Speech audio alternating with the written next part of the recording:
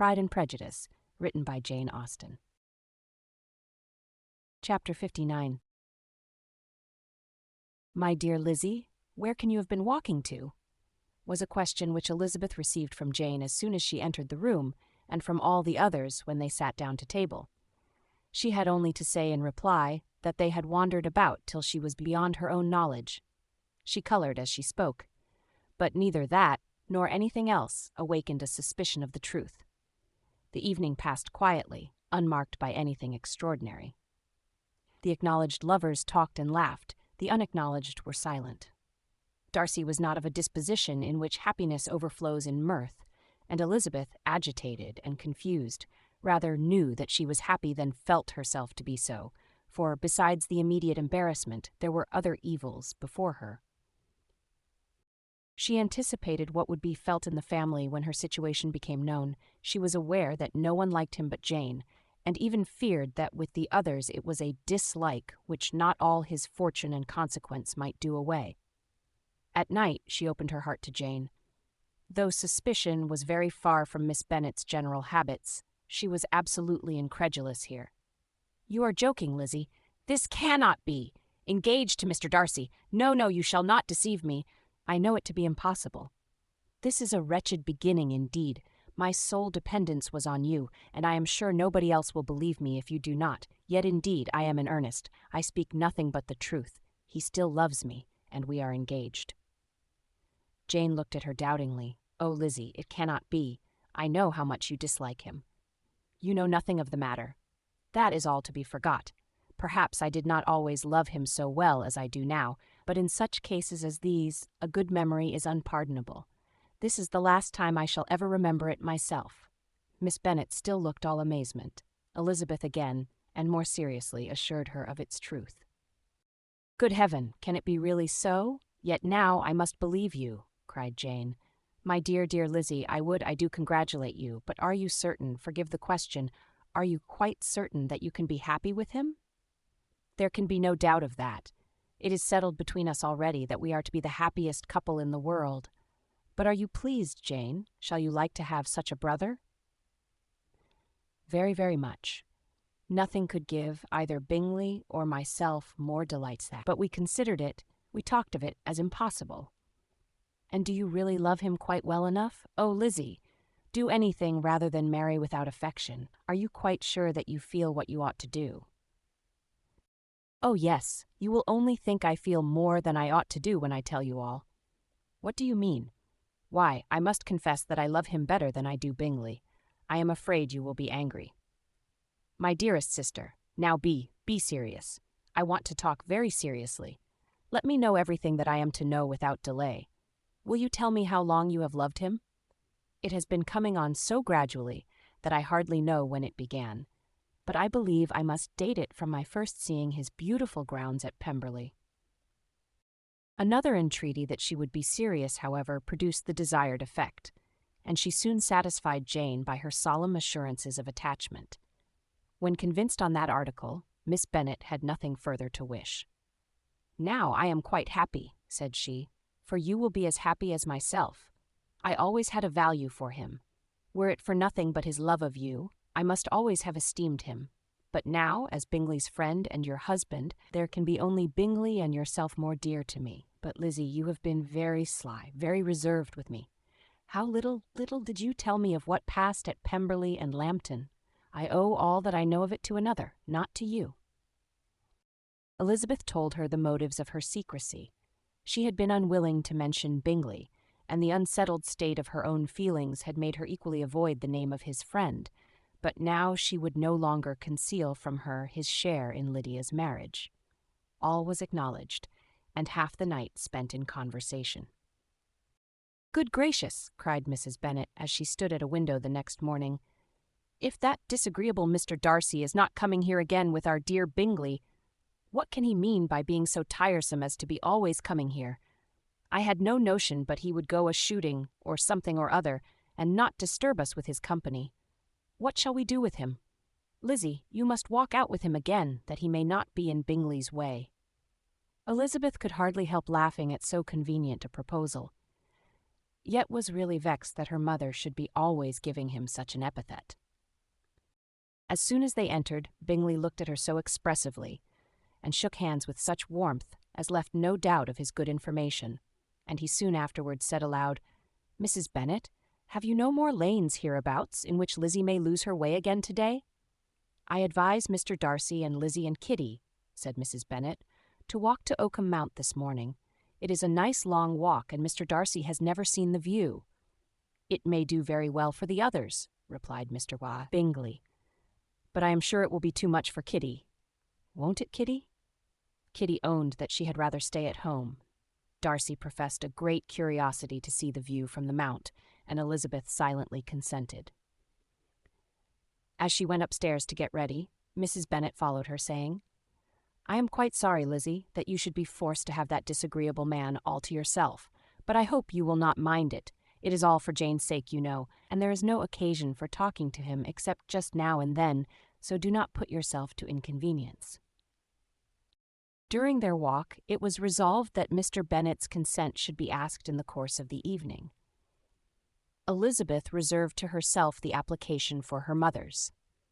She could not determine how her mother would take it, sometimes doubting whether all his wealth and grandeur would be enough to overcome her abhorrence of the man, but whether she were violently set against the match or violently delighted with it, it was certain that her manner would be equally ill adapted to do credit to her sense, and she could no more bear that Mr. Darcy should hear the first raptures of her joy than the first vehemence of her disapprobation. In the evening, soon after Mr. Bennet withdrew to the library, she saw Mr. Darcy rise also and follow him, and her agitation on seeing it was extreme. She did not fear her father's opposition, but he was going to be made unhappy, and that it should be through her means, that she, his favourite child, should be distressing him by her choice, should be filling him with fears and regrets in disposing of her, was a wretched reflection, and she sat in misery till Mr. Darcy appeared again, when, looking at him, she was a little relieved by his smile. In a few minutes he approached the table where she was sitting with Kitty, and, while pretending to admire her work, said in a whisper, "Go to your father, he wants you in the library." She was gone directly. Her father was walking about the room, looking grave and anxious. "Lizzie," said he, "what are you doing? Are you out of your senses to be accepting this man? Have not you always hated him?" How earnestly did she then wish that her former opinions had been more reasonable, her expressions more moderate.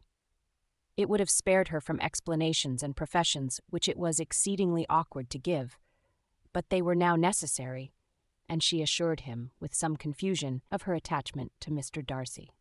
"Or, in other words, you are determined to have him.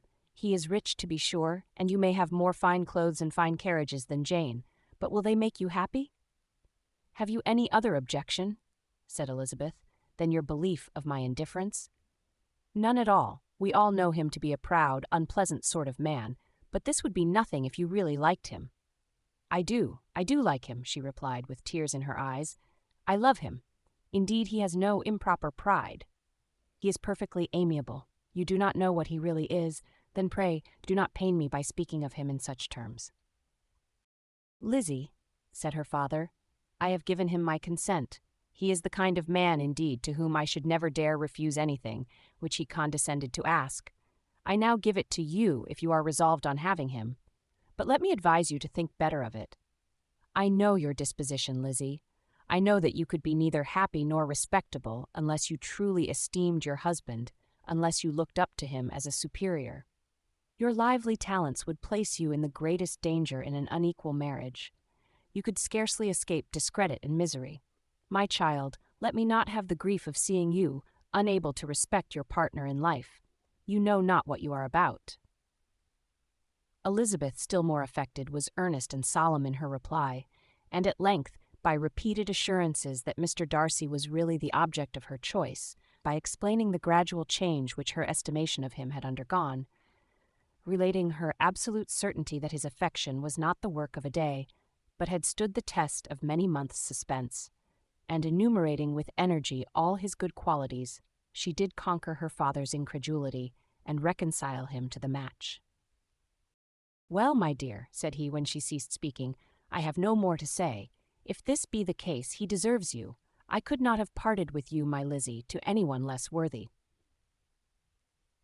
To complete the favorable impression, she then told him what Mr. Darcy had voluntarily done for Lydia. He heard her with astonishment. This is an evening of wonders, indeed. And so Darcy did everything, made up the match, gave the money, paid the fellow's debts, and got him his commission. So much the better. It will save me a world of trouble and economy. Had it been your uncle's doing, I must and would have paid him. But these violent young lovers carry everything their own way. I shall offer to pay him tomorrow. He will rant and storm about his love for you, and there will be an end of the matter. He then recollected her embarrassment a few days before on his reading Mr. Collins's letter, and after laughing at her some time, allowed her at last to go, saying, as she quitted the room, "If any young men come for Mary or Kitty, send them in, for I am quite at leisure." Elizabeth's mind was now relieved from a very heavy weight, and after half an hour's quiet reflection in her own room, she was able to join the others with tolerable composure. Everything was too recent for gaiety, but the evening passed tranquilly away. There was no longer anything material to be dreaded, and the comfort of ease and familiarity would come in time.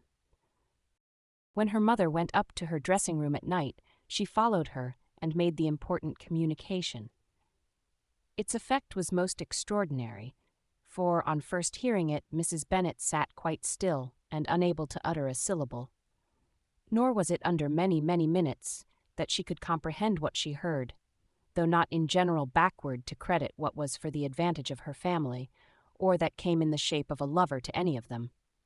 She began at length to recover, to fidget about in her chair, get up, sit down again, wonder and bless herself. "Good gracious, Lord bless me! Only think, dear me, Mr. Darcy, who would have thought it, and is it really true? Oh, my sweetest Lizzie, how rich and how great you will be! What pin money, what jewels, what carriages you will have! Jane's is nothing to it. Nothing at all. I am so pleased, so happy. Such a charming man, so handsome, so tall. Oh, my dear Lizzie, pray apologize for my having disliked him so much before. I hope he will overlook it. Dear, dear Lizzie, a house in town. Everything that is charming. 3 daughters married, 10,000 a year. Oh, Lord, what will become of me? I shall go distracted." This was enough to prove that her approbation need not be doubted, and Elizabeth, rejoicing that such an effusion was heard only by herself, soon went away. But before she had been 3 minutes in her own room, her mother followed her. "My dearest child," she cried, "I can think of nothing else. 10,000 a year, and very likely more. 'Tis as good as a lord, and a special license. You must and shall be married by a special license. But, my dearest love, tell me what dish Mr. Darcy is particularly fond of, that I may have it tomorrow." This was a sad omen of what her mother's behavior to the gentleman himself might be, and Elizabeth found that, though in the certain possession of his warmest affection, and secure of her relations' consent, there was still something to be wished for.